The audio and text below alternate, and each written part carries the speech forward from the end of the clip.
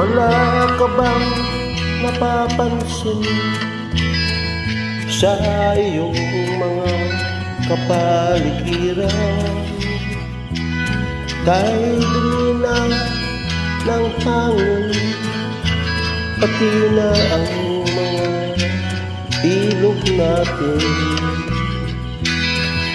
Hindi na masamang pagunlad at malayo-layo na rin ang ating narating.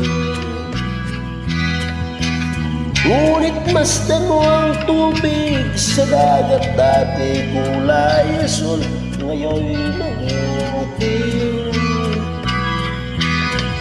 Ang mga duming ating ikinalat sa hangin, sa langit, wag na nating paabutin, upang kung tayo pumano man sariwang hangin, sa langit natin matitikman.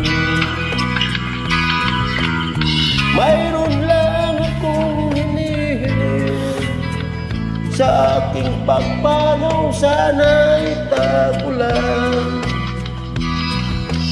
Gitara ko ay aking dadalhin, upang sa ulap na lang tayo magkantahan.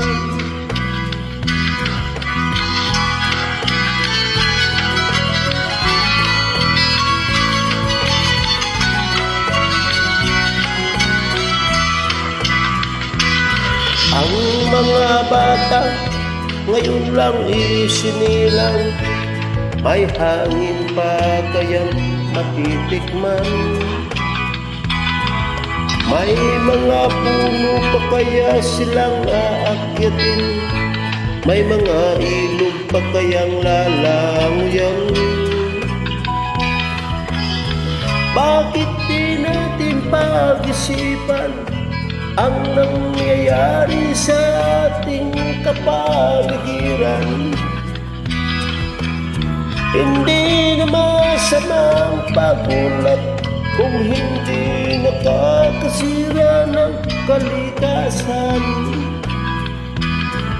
Darating ang panahon, mga ibong gala ay wala nang madadapuan.